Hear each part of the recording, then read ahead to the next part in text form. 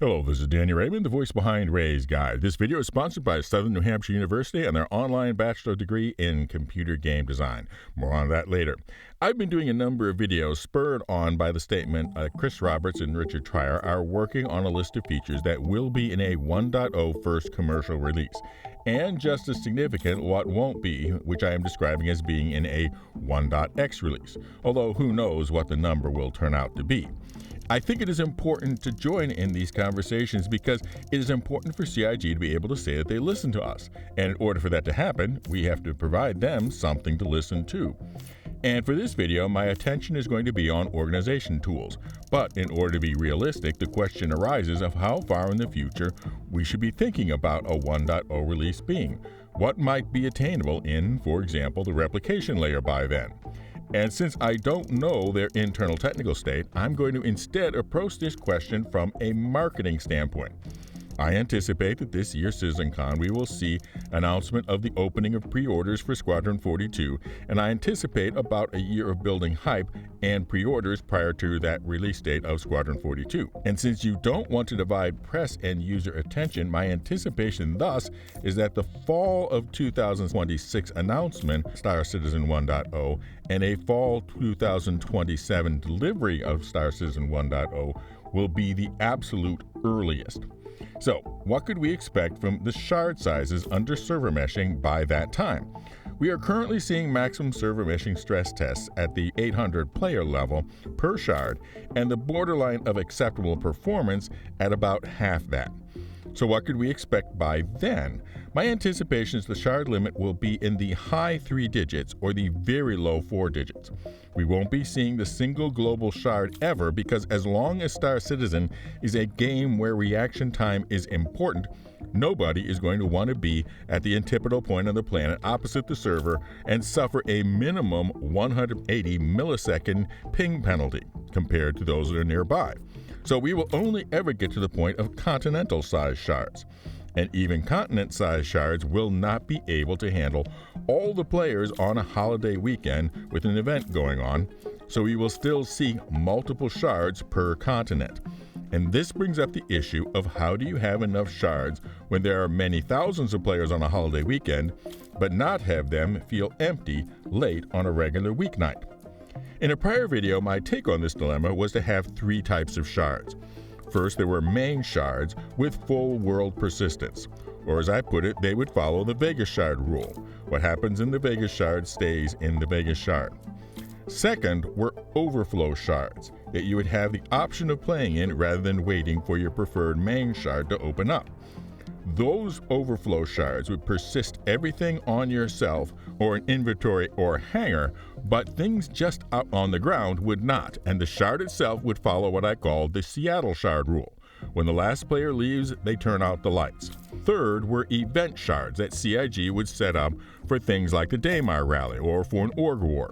You can choose these shards if you want to be a part of the event, but at the end of the event, they're shut down and follow the Seattle shard rule. So, what does all this have to do with organizations in 1.0? Well, there's a lot of players, and there's also a lot of players in online universities. And that brings us to our sponsor, Southern New Hampshire University. As I said, there's a lot of players in the online education world, and sometimes it can be quite confusing. So, for example, California Southern University is not University of Southern California. Yeah, those guys. And sometimes, even when they are connected, it may not be the same institution. For example, UMass Global is located in Irvine, California, and carries an entirely separate credential from Western Association of Schools and Colleges, and not the New England Commission of Higher Education like UMass and SNHU. Now wait, hey, there's nothing wrong with a WASC credential. Please, put the sword down. The point is, sometimes the relationship between an online school and its namesake is literally quite distant. Pursuing an online degree is a big and potentially confusing choice, which is why it is important to be able to talk with a real person who can answer every question you might have and who comes from an institution with a real history in providing career-focused professional education and experience with doing online education stretching back to the old dial-up days. and even twice winning the vaunted "If I Build a Mansion It Would Look Just Like That" award from Salty Mike. Anyway, if you've been thinking that a degree would open up new paths in your future, whether it be with computer game design or really any of the other over 300 programs offered by SNHU, visit snhu.edu/raiseguide and fill out the form, and you can talk with a real person who can answer any questions you might have, and you definitely should have questions. That's snhu.edu/raiseguide. So, returning to the subject of the players in Shards and Orgs, and in 1.0, well, the risk equation in Star Citizen includes the possibility of being interfered with by other players. Without it, some activities, such as selling at a no questions asked location, changes character. In addition, part of the competitive equation is that the rest of the server can rise in opposition to you if you are misbehaving too badly. So it is not healthy for the game if one org can essentially own a shard. But since you can't just keep growing a shard if more people from an org arrive, the only solution is to have a hard cap on how many people from the same org can be on a shard at once. My suggestion is 1/4 of whatever the shard limit is. So if the shard limit is 800, then the hard cap would be no more than 200 people from the same org at once on any given shard. And thus the soft cap on org size would be not larger than would normally muster over 200 people at a time, which in practice is a quite large org. Now I know you don't like the idea of limits. Nobody likes limits. But as I said, it is not healthy for the game if one org can be allowed to dominate a server. And I know that CIG can't prevent you from using some sort of out-of-game technology like Discord to bypass any limit, but it will be hard and probably not worth it. Now, the last time I opened a discussion thread about what org capabilities you should have, the most discussed and least agreed upon feature were org fleets and org treasuries. And frankly, that subject opens up a whole case of problems and headaches. Most of them are what you might categorize as people problems, but some are technical problems. Principally, which shard is your org fleet on? My personal fleet moves with me because it is tied to me. The org fleet doesn't. You can't buy an org ship and have it be independently on every shard because what a huge item duplication exploit that would be.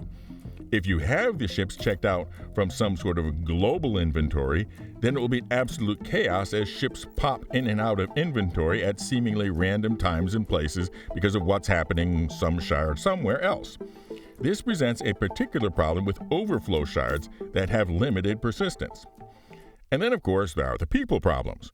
Who gets to buy the org fleet? Who gets to sell them? Who gets to reposition them? What happens if the person you originally trusted with all that responsibility of your winnings changes, either figuratively or literally? What if your interests have changed? Have all that work you gave to the org going to be something keeping you around an org you really don't like as much anymore?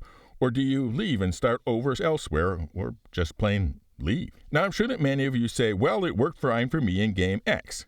But for others, it might not have worked, and it really doesn't work for everyone everywhere. So, is there a compelling reason to have org fleets at all in Star Citizen? Yes, and that is to let ships be ships. To have them be tied to more than one player, so that they can be a place where a whole team of players can make their long-term home and, double entendre intended, their joint enterprise. So, yes, it is needed, and it is needed for 1.0 release. But I'm not going to suggest completely opening that box up for 1.0. What I'm going to suggest is that the org, once per shard, is a virtual person, and you essentially lend, non-permanently, your ship or ships to the org pseudo-person. You can then take it back at any time when it is stored, which would be necessary not simply in case you have soured on the arrangement, but also so that you could reposition the ship, along with yourself, to a different main shard. The same situation can also apply to org hangars. You can rent a hangar and assign it to the org pseudo-person on that shard. You can then withdraw the authorization or simply stop paying for the rent.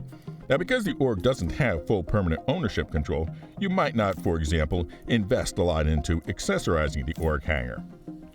Do I think that they should instead go with the full org treasury and assets route? That carries with it just so much baggage of how do you set up the enforced dues, how do you control who and who cannot buy, sell ships, and on and on.